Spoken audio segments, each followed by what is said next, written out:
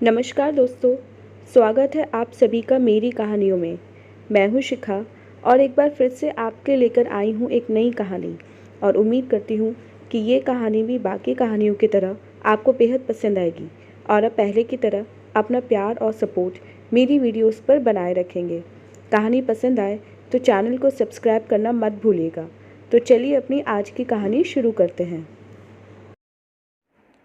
यह कोई नई बात नहीं थी। सांवरी कोशिश करती कि ऐसी स्थिति में वह सामान्य रहे, लेकिन फिर भी उसका मन अस्थिर हो रहा था। किचन में से भाभी की नफरत भरी बातें उसे सुनाई दे रही थीं, जो रह रहकर उसे कांटे की तरह चुभ रही थीं। किचन से बाहर निकलकर जलती हुई दृष्टि से सांवरी को देखते हुए भाभी बोली, जाइए, जाकर तैयार हो जाइए महारानी जी। जो तमाशा हमेशा होता आया है, आज भी होगा।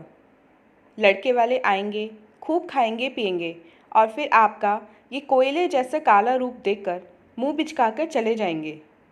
भाभी की कटाक्ष भरी बातें सुनकर सांवरी की आंखें डबडबाईं। भारी मन से उठी और बिना कुछ कहे चलती अपने कमरे में तैयार होने। भाभी का बड़बड़ाना जारी था। पता नहीं क्यों माँ बाबूजी को इन मैडम की शादी की इतनी चिंता हो रही है। कोई लड़का पसंद करेगा तब तो शादी होगी ना। 20 लड़के नापसंद कर चुके हैं। अरे, जब इनकी किस्मत में शादी होना लिखा होता तो कुदरत इन्हें इतना बदसूरत क्यों बनाती। सोनम भी 23 साल की हो गई है। सांवरी की शादी कहीं नहीं तय हो रही है तो उसकी ही शादी कर देनी चाहिए। उसे तो लड़के वाले देखते ही पसंद कर लेते हैं। माँ ने अपनी विवशता जाहिर की। ऐसे कैसे हो सकता है बहू? बड़ी बेटी कुंवारी घर में बैठी रहे और हम छोटी बेटी की शादी कर दें? भाभी आंखें तरेर कर बोली, आपको क्या लगता है माँ जी, आज लड़के वाले सांवरी को पसंद कर लेंगे? ऐसा कुछ नहीं होने वाला है। सांवरी की वजह से सोनम को घर में बैठाकर बालों में सफ़ेदी आने का इंतज़ार मत कीजिए। मेरी मानिए तो सोनम की शादी करा दीजिए। सांवरी अपनी माँ जैसी ही सांवली थी। सांवले रंग के कारण मानो उसका नाम सांवरी रखा था। माँ बाप भाई बहन को छोड़कर सांवरी औरों को काली नज़र आती थी। उसके पैदा होने पर दादी सिर पकड़कर बोली थी, अरे, ये काली छिपकली घर में कहाँ से आ गई? कैसे बेड़ा पार होगा इसका? भाभी जब इस घर में ब्याह कर आई थी तो सांवरी को देखकर उन्होंने तपाक से कहा था, तुम्हारा नाम तो कलूटी होना चाहिए था। ये सांवरी किसने रख दिया? भाभी ने एक बार तो यहाँ तक कह दिया था, सांवरी को अपनी माँ के ज़माने में पैदा होना चाहिए था, क्योंकि उस समय तो लड़की देखने का रिवाज ही नहीं था। शादी के बाद ही लड़का लड़की को देख पाता था। अगर सांवरी उस समय पैदा हुई होती तो माँ जी की तरह ही निमट जाती। माँ ने जब ये बयान सुना तो वह तिलमिला उठी और सांवरी पर चिल्ला उठी, इतनी सारी अच्छी और महंगी क्रीम घर में लाकर रखी है, लगाती क्यों नहीं उन्हें? सांवरी अपमान और पीड़ा से भर उठती थी। मुझे जलन होती है उन क्रीमों से, मैं नहीं लगा सकती।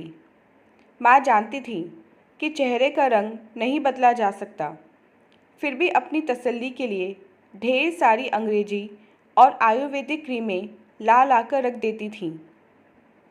सभी लोगों को सांवरी का गहरा सांवलापन पहले ही दिख जाता था, लेकिन वह कितनी गुणी है, काबिल है, प्रतिभावान है, अन्य खूबियों से भरपूर, यह किसी को नज़र नहीं आता था। घर के सारे कामों में निपुण।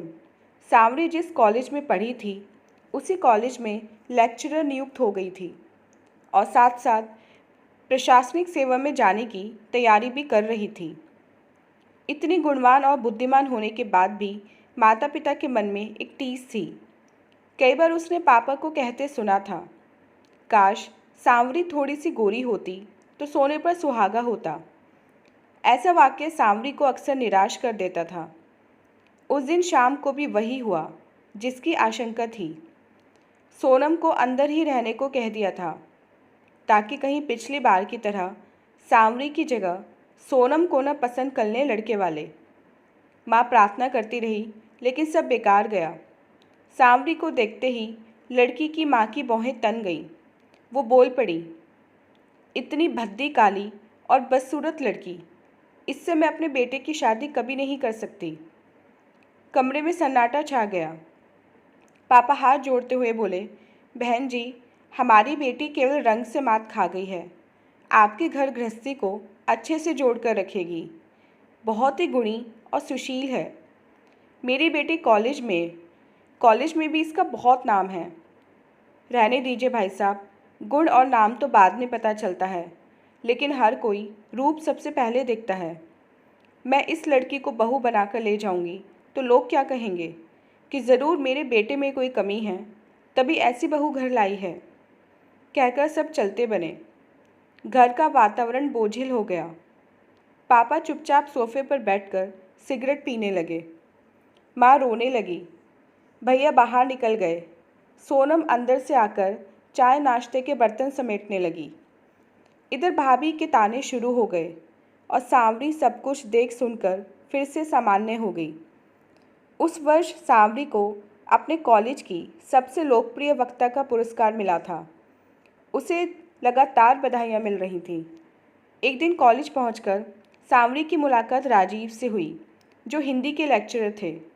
धीरे धीरे दोनों में बातें होने लगी, जो सांवरी को बहुत अच्छी लगती थीं। उन दिनों राजीव एक कविता संग्रह लिखने की तैयारी कर रहा था। कविता संग्रह छपने के बाद वह काफ़ी प्रसिद्ध हो गया। हर तरफ से बधाइयों का तांता लग गया। राजीव को सबसे पहले बधाई सांवरी ने दी। बधाई स्वीकार करते हुए राजीव ने कहा, पता है सांवरी, मेरी इन कविताओं को लिखने की प्रेरणा तुम ही हो और मेरे पत्थर जैसे जीवन में बसंत बनकर आई हो। बिना किसी भूमिका के राजीव ने ये बात कह दी। सांवरी के दिल की धड़कनें मानो तेज हो उठी। उस दिन सांवरी ने राजीव की आंखों में अपने लिए दोस्ती के अलावा और भी कुछ देखा था। क्या वे सचमुच मुझसे प्यार करते हैं? यह विचार मन में आते ही सांवरी का रोम रोम पुलकित हो उठा। उन्होंने मेरे रंग को नहीं देखा, मेरी सुंदर आंखें देखीं, सुंदर बाल देखे, सुंदर होठ देखे। राजीव कवि है और कवि तो हर चीज़ में सुंदरता खोज ही लेते हैं। वह भी राजीव को चाहने लगी थी। रॉयल्टी की रकम मिलने के बाद राजीव ने पार्टी रखी। सोनम को पार्टियों में जाने का बहुत शौक था, लिहाजा सांवरी उसे भी साथ लेती गई। सोनम को देखकर राजीव आश्चर्य और हैरानी से सांवरी से बोला, क्या सोनम तुम्हारी बहन है? राजीव की इस बात पर दोनों हंसने लगी, क्योंकि ये सवाल उनके लिए नया नहीं था। जो भी उन दोनों को साथ देखता विश्वास नहीं करता कि दोनों बहनें हैं। पूरी पार्टी के दौरान राजीव सोनम के इर्द गिर्द मंडराता रहा। सांवरी की ओर उसने जरा भी ध्यान नहीं दिया। यह देखकर सांवरी को कुछ बुरा लगा, पर पार्टी खत्म होने के बाद राजीव ने उन दोनों से कहा, तुम्हारी माँ बाप ने तुम दोनों बहनों का नाम बहुत सोच समझ कर रखा है, सांवली सी सांवरी और सोने जैसे सुंदर सोनम। दोनों बहनें यह सुनकर मुस्कुरा दी। उसके बाद राजीव का सांवरी के घर भी आना जाना शुरू हो गया। घर के सभी सदस्यों से वह काफ़ी घुल मिल गया था। एक दिन राजीव सभी लोगों से बैठा बातें कर रहा था। सांवरी किचन में चाय बना रही थी। चाय लेकर जैसे ही कमरे में घुसने को थी कि उसे भाभी का स्वर सुनाई पड़ा। वो राजीव से पूछ रही थी, तो कैसी लगी आपको हमारी ननद? बहुत सुंदर। इनके सौम्य रूप से मैं बहुत प्रभावित हुआ हूँ। पहली बार जब मैंने इन्हें देखा था, तभी से इनकी मूरत मेरी आंखों में बस गई। मेरी तलाश पूरी हो गई है। अब मैं इस संबंध को नया नाम देना चाहता हूँ। मैं शादी करना चाहता हूँ। मेरे पापा तो नहीं हैं, केवल माँ और एक छोटी बहन है। उन्हें लेकर कल आऊँगा शादी की बात करने। यह सुनकर सांवरी का चेहरा शर्म से लाल हो गया। आज रात नींद उसकी आंखों से कोसों दूर थी। अब सब कुछ अच्छा ही होगा। पहली बार अपने जीवन को लेकर वह बहुत उत्साहित थी। राजीव से उसकी शादी होने के बाद सोनम की शादी का भी रास्ता साफ हो जाएगा। 2 दिन पहले माँ को पापा से कहते सुना था, अब हमें और देर नहीं करनी चाहिए। सोनम की शादी कर देने में ही भलाई है। सांवरी के नसीब में कोई होगा तो उसे मिल जाएगा। पापा ने भी हामी भर दी थी। सांवरी के जी में आया था कि उसी समय राजीव के बारे में बता दे, लेकिन अब तो उनकी सारी चिंता दूर हो गई होगी। राजीव ने खुद सांवरी का हाथ मांगा था। यही सब सोचते न जाने कब उसकी आंख लग गई। सुबह काफ़ी देर से सांवरी की आंख खुली। घड़ी में देखा 10 बज चुके थे। वह जल्दी जल्दी उठी। राजीव तो सुबह 9 बजे तक अपनी माँ और बहन के साथ आने वाले थे। ड्राइंग रूम से ज़ोर ज़ोर से हंसने की आवाज़ आ रही थी। पर्दे की ओर से सांवरी ने देखा कि राजीव अपनी माँ और बहन के साथ बैठे पापा और भैया से बातें कर रहे हैं। इधर सांवरी को गुस्सा भी आ रहा था। एक तो किसी ने जगाया नहीं और ना ही तैयार होने को कह रहे हैं। उसने ठान लिया कि जब माँ, भाभी और सोनम खूब मिन्नतें करेंगी तभी वह तैयार होगी। ड्राइंग रूम में सबकी बातचीत चल ही रही थी कि पापा ने माँ को आवाज़ लगाई। फिर सांवरी ने जो देखा वह उसके लिए आश्चर्यजनक था। हाथ में चाय की ट्रे लिए सोनम उन लोगों के सामने गई। माँ और भाभी साथ थीं।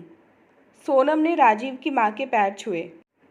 उन्होंने सोनम का माथा चूमकर कहा, चांद का टुकड़ा है, मेरे बेटे की पसंद, कहकर उन्होंने सोनम के गले में सोने की चैन पहना दी।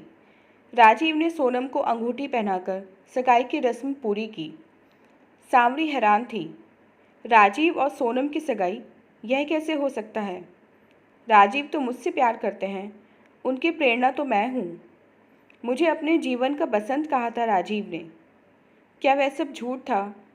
धोखा दिया है राजीव ने मुझे, बेवफाई की है मेरे साथ। और सोनम, उसने मेरे साथ इतना बड़ा छल क्यों किया? वह तो मेरे सबसे ज़्यादा करीब थी। वह हमेशा कहा करती थी कि दीदी, जब तक आपकी शादी नहीं हो सकती मैं अपनी शादी के बारे में सोच भी नहीं सकती हूँ। फिर यह सब क्या है? इतना बड़ा आघात, इतना भीषण प्रहार किया है उन दोनों ने मुझ पर। इन्हीं दोनों को तो मैं सबसे ज़्यादा प्यार करती थी। लाख चाहकर भी सांवरी सहज नहीं हो पा रही थी। जीवन के इन कठिन क्षणों में उसकी दोस्त रचना ने उसे सहारा दिया। मैं जानती हूँ कि यह तेरे लिए बहुत बड़ी पीड़ा है। तेरे अपनों ने ही तुझे बहुत बड़ा धोखा दिया है। कितनी बार तू अपना अपमान कराएगी? शादी ब्याह के चक्कर में पड़कर अपनी कमज़ोरी को अपनी ताकत बना सांवरी। तू तो कितनी बुद्धिमान, प्रतिभाशील और काबिल है, फिर क्यों इतनी निराश हो गई है? अरे, तेरे सामने तेरा उज्जवल भविष्य पड़ा है, तू कुछ भी कर सकती है। रचना की बातों से सांवरी कुछ सहज हुई। उसे नया हौसला मिला। धीरे धीरे सब कुछ सामान्य होने लगा। वक्त बहुत आगे निकल चुका था, बहुत कुछ बदल चुका था। आज सांवरी एक प्रशासनिक अधिकारी होने के साथ साथ समाज सेविका है। सांवरी गरीब, असहाय लोगों की सेवा में जुट गई। सचमुच आज उसने जान लिया कि दूसरों के लिए जीने में कितना सुख है। दूसरों के लिए जीना ही तो सही मायने में जीना है। आखिर जीना इसी का नाम है। लेकिन दोस्तों, क्या जो सांवरी लड़की होती है उनसे शादी करना गलत है? कमेंट में ज़रूर बताएं। धन्यवाद।